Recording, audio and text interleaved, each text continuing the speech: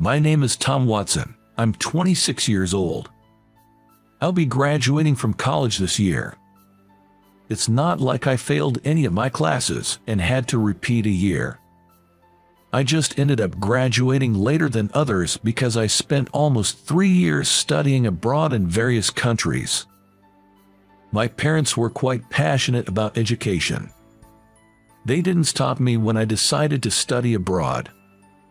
It seems like from a young age, they never got mad at me for anything as long as it was in pursuit of satisfying my intellectual curiosity. The reason I turned out a bit different from others might be due to this skewed approach to education. From childhood, I was drilled with advanced education, and it was taken for granted that I would excel in my studies. I always felt my parents expected something more from me. Maybe I decided to study abroad unconsciously because I felt stifled by them. It seemed I had a higher language acquisition ability than others. If I stayed in a country for a week, I would start to understand the language somehow. The sign that I could start speaking was when I began to dream in that language. The moment my dreams were no longer in Japanese, I would start speaking the language of that country. In this way, I learned to speak more than 5 languages. I really wanted to study more at universities abroad, but a situation occurred where I couldn't. My father passed away suddenly. I managed to return home in time for his funeral.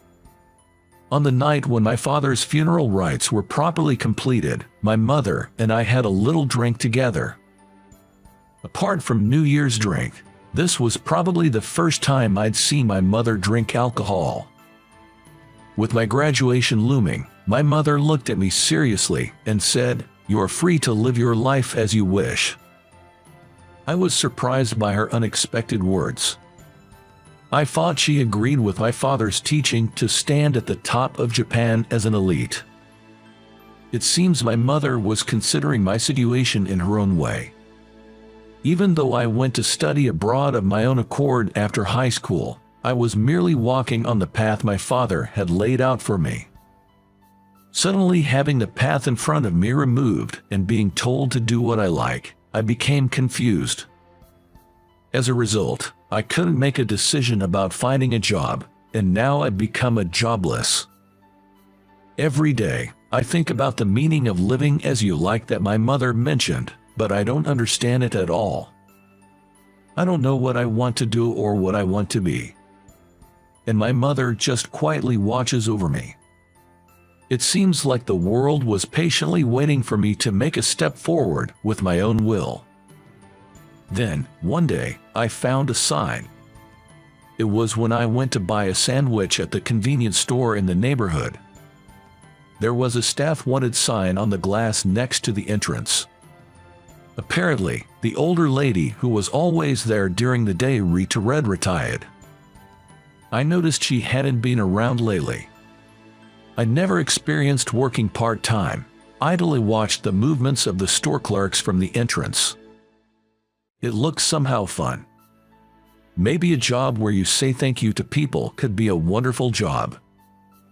That's how I felt. My mother's words crossed my mind. It's okay to fail, give it a shot. With that in mind, I decided to walk into the convenience store. When I mentioned the staff wanted sign at the counter, the manager came out from the back. He looked to be about 50, with a gentle and calm demeanor. I've never worked part-time before. There was no use hiding it, so I told him the truth right from the start. The manager nodded with understanding. He seemed to think I was a shut-in with no job, always aimlessly wandering around during the day. "It's good that you've decided to work. I'd love for you to join us. Can you start from tomorrow?" he said with a smile. By the way, I haven't written a resume at this point. The manager told me it was fine to bring it on my first day of work. Things progressed so quickly that it felt kind of scary, but just like that, I became a part-time worker at the convenience store. There were 4 part-time workers including me at the convenience store. Most of the time, I was at the cash register with the housewife from the neighborhood who usually came during the day. I didn't know what to do at all. But thanks to the careful instruction from the manager and the other part-timers, I quickly adapted to the work at the convenience store. I wondered if it might have been different at other convenience stores. I am truly grateful to everyone at the convenience store. Among the part-time workers, the one working the graveyard shift was Emma Miller, who was 6 years younger than me. At the store, I was the lowest ranking, while she was above me. Since she only works at night, she is known as the night lady. There's also Mary, a high school student who comes to work after school or on her days off. She's unbelievably cheerful and positive. Her parents are against her working. I think it's good that she has a spirit of independence, but it might be difficult to say the same if you're a parent. Long day, huh? Entering with a helmet in hand was the night lady, Emma. I instinctively checked the time. It's still just 8 in the evening, too early for Emma's shift in this heavy snow. What's going on? Isn't it too early? Emma replied annoyingly. Remember, I'm off today anyway. Seems like she was hinting at me to better grasp the shift schedule. Leaving a note that she had something to discuss with the manager, Emma quickly retreated to the back room. Remembering that I also had a matter regarding my shift to discuss, I left the cash register to Mary and headed to the back room. There were no customers at that time, so I figured it wouldn't hurt to be away for a bit. As expected, Emma and the manager were in the back room, discussing shift schedules. Manager, I also have something to discuss about the shift. My father's first Memorial Day is coming up, and I'd like to take the day off. The manager, who seemed to be arranging the schedule for the holiday period, assured me by saying, sure, and secured my leave. When Tom can't make it, I can cover, even during the day. Emma volunteered to work all of my shifts. She might seem blunt, but she does have a soft spot. I remember being a little scared when I first met her. With her short black hair and a thin silver necklace shimmering above her collarbone. Her beloved vehicle was a DX 125. She was a veteran part-time worker at this convenience store. I bowed my head and thanked Emma. Just then, I heard a troubled voice from Mary at the front. Rushing to check, I found a few foreigners at the cash register. Mary was trying to communicate in English, but they seemed to be French speakers, not proficient in English nor Japanese. Both sides were stuck due to the language barrier. Mary, let me take over, I said, replacing her. Turns out, they were French tourists who were not good with Japanese or English. I lived in France for a while, so I am rather proficient in French. The customers seemed relieved to find someone who could speak their language. After helping the French customers, I turned to the entrance of the back room and saw Mary looking dumbfounded. Tom, you're amazing. Can you speak French? Her admiring gaze made me feel a little embarrassed. Then came a barrage of questions about how many languages I can speak, where I graduated from, and etc. That's impressive. So you have study abroad experience. I dream of touring museums all over the world, she said, striking a determined pose. I need to work on my foreign languages. The wonderful thing about her is her resilience. She turns failures into learning experiences. As I watched her smiling, I thought it was a great quality. The next day, Emma, who usually worked the late night shift, showed up a bit early. She beckoned me from the back room. Tom, can you come here for a moment? For a moment, I was worried I was about to be mugged, but that wasn't the case at all. Hey Tom, would you mind teaching me a foreign language? At this sudden request, I let out a surprised, huh? Emma began to plead earnestly. her hands folded in front of her. I have a dream of going on an international tour, and I've been saving up for it. Communication is key when you're abroad, right? I didn't go to college and I never properly studied a foreign language. Emma says she's always struggled with studying. She mentioned that last night, after seeing me handle a French customer, she realized the importance of knowing a language. When you can speak the local language, you feel so much closer to the people there. I want to be like you, Tom. How could I feel bad about that? As long as it's within my knowledge, I can teach you basic conversation. So I decided to accept Emma's request. This is how I became Emma's exclusive foreign language tutor. We managed our schedules, and I started teaching her foreign languages, one after another. So, where are you planning to go first? I'm thinking of touring Europe. Saying so, Emma opened a website of a company that organizes international tours. She really wanted to buy a big motorcycle and travel on her own, but she lamented that it was financially challenging. The website showed videos of motorcycles speeding down winding roads nestled between mountains. It seemed exhilarating and rather enjoyable. Emma's eyes sparkled as she watched the video, and I found myself slightly envious. Let's start with German and English, then. When I said that, Emma nodded solemnly. It seems I'll be the superior one in the realm of foreign languages. The roles are reversed, and it somehow makes me feel proud. But then a serious problem cropped up as we began our study sessions. Emma is quite sharp and quick to understand. The problem was on my end. I was terrible at teaching. I had no idea how hard it was to convey something I understood to someone who didn't. I had an intuitive approach to learning languages, and I couldn't answer Emma's logical questions. Every time we studied, Emma would get frustrated and shout, "Explain it so I can understand." That's when our mediator, Mary, would step in. Tom is naturally gifted. It can be helped, but teaching someone something is also a great learning opportunity for yourself. Even when we were arguing and the atmosphere was tense, things would soften when Mary stepped in. She was truly a blessing. As we continued with our study sessions, I realized how out of sync I was with others. I had assumed that what I could do was something anyone could do. Maybe that's why I never made any friends.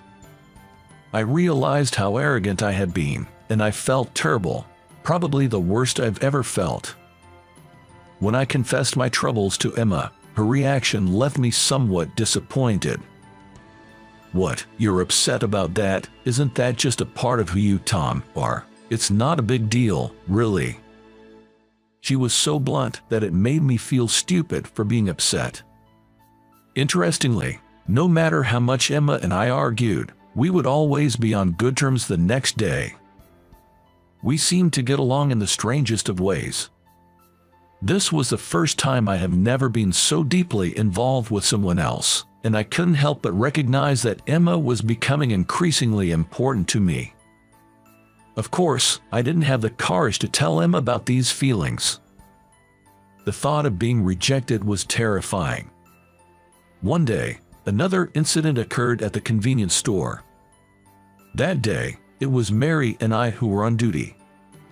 The manager was busy working in the back of the store. I was getting advice from Mary about her future plans. The college her parents want her to attend, and the college Mary really wants to go to. These two just don't coincide, creating a tough situation, it seems. Mary wanted to persuade her parents, but it seems they hold the same elitist views about education as my father. Mary was upset with the ongoing argument with her parents, which is quite rare to her. I wanted to say something uplifting but was at a loss for words. The silence was broken by a couple who rushed in with great urgency. They made a beeline for the cash register, standing right in front of Mary. "Mom, Dad, why? It turned out that the couple who had rushed in were none other than Mary's parents, who we were just talking about. Apparently, Mary lied to them about quitting her part-time job. "Mary, you said you quit your job. What's going on? You should be focusing on studying for your college entrance exams." Saying this, Mary's mother grabbed Mary's hand over the counter. She seemed intent on dragging her home. "Please, calm down. Can't you see that Mary is upset? Why don't you have a more constructive conversation about her future?" Upon hearing my words, Mary's mother gave me a fierce glare. "What do you know? You're working a part-time job at a convenience store at your age. Did you even go to college, or did you graduate from a third-rate college?" Her words were dismissive, which riled me up. But I didn't want to brag about my own education in such a situation. Doesn't Mary have a wonderful dream? Why do you oppose her trying to find the fastest route to achieving that dream? Mary's dream is to visit art museums around the world. Her ultimate dream is to study art history at university and become a museum curator. It's a truly wonderful dream. I passionately explained this to her parents. But Mary's mother snorted in disdain. "If Mary fails her college entrance exams, will you take responsibility? What if she majors in art and struggles in the future? Do you really think she has enough time to change her college preferences now?" Cornered by her words, I was momentarily at a loss for words. Looking at Mary, she was looking at me with pleading eyes. Seeing her look, I steeled myself. "Got it. No matter what college, I will get her accepted," I declared, and Mary's parents stared at me as if I were a strange creature. "Understood. We'll let you try, but you only get one shot. Allow Mary to apply to just one school of her choice. If that doesn't work out, you must follow our instructions." Mary's father, who had been silently listening to our exchange, spoke calmly.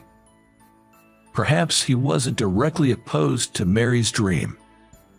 "I promise," I answered, looking straight into Mary's dad's eyes. Mary's mom seemed to want to say something, but her husband gently urged her to leave. Having talked a big game, I ended up tutoring Mary from the next day. Between my part-time job and tutoring, plus helping Emma with her foreign languages, my days suddenly became busy. Is Mary's application going to be all right? I only graduated from high school, so I don't know much about the application process, but isn't changing your preferred school at this stage a lot of work? Emma, who had been reading a German book with a dictionary in hand, asked me with a hint of worry. "I think it'll be fine," I responded. Still, while the application process should be okay, I believe it's crucial to have her parents' cooperation to realize Mary's dream. "Well, you have to take responsibility and convince Mary's parents." She makes it sound easy, but I wonder if I can actually pull it off. "You know, my dad was the same way, always telling me to study and become an elite. After he passed away, I had no idea what to do." "Embarrassing, huh?" I said, scratching my head. "Well, I kinda expected that. You do give off a pampered golden boy vibe." Emma chuckled. "What do you mean, pampered golden boy?" I felt a bit annoyed, as if I were being mocked. "It means you were cherished. It's a good thing." I wasn't sure if she was complimenting me or mocking me. Either way, I felt embarrassed. "You look cool when you're working hard." Her comment made me even more embarrassed, and I hid my face behind the magazine I was reading. Seeing my reaction, Emma chuckled again. As for Mary's exam results, they were a tremendous success. She was accepted into the art college of her choice. What's more, her grades were among the top and she was chosen as a scholarship student, which would cover half of her tuition. Mary's parents finally admitted defeat. They both apologized to me, and her mom thanked me while crying. That was probably the first time I revealed where I had gone to college. Everyone present was so surprised that it caught me off guard. Mary successfully took the first step towards her dream. Now, it's up to her how she paves her way. That's probably up to Mary, I guess. On the other hand, Emma got a big motorcycle. She mastered German, English, and French, and is getting ready for an international tour. Watching the two of them closely, I was taken aback. I'm the only one who's been pacing in the same place. Everyone else is moving forward, but I'm not making any progress. Suddenly, I felt small and insignificant. Every night, I lay in bed and ponder what I want to do most until I fall asleep. And yet, I'd never come to a conclusion. I'd rather solve math problems than this. Seeing my day-by-day depression, Mary approached me with a concerned look. I decided to consult Mary about my situation. I wondered what the ever-optimistic Mary would say. Nervously, I awaited her response. Why does it have to be about what you want to do, rather than who you want to be with? I think that's what they mean when they say revelation. It's not about what I want to do, but who I want to be with. Being with that person might be what I truly want. I felt like I'd arrived at an incredible answer. Good evening. As usual, Emma, the night lady, arrived for work. Seeing Emma, I was struck by a sudden realization. On impulse, I called out to her. Can I ride on the back of your bike? I want to be with you. Suddenly confessing, Mary let out a surprised squeal. Emma looked bewildered. Her eyes were wide with surprise. I'm not sure if you understood. This isn't an invitation for a road trip. I like you and I want to be with you. As Emma froze with a bewildered look on her face, I attempted to explain myself more clearly, but was stopped by Mary. She scolded me harshly later for lacking delicacy. Emma sighed lightly and gave a wry smile. It's fine to be together, but work on being able to ride your own bike. That was Emma's response. The tips of her ears peeking out from her short hair were bright red. I'll do my best, I promised, scratching my head. Handle it with care. That's me, getting onto Emma's beloved bike. At the convenience store parking lot, she asked if I wanted to give it a go. Without thinking, I blurted out, "Really? Is it okay?" Straddling Emma's bike, I revved the engine.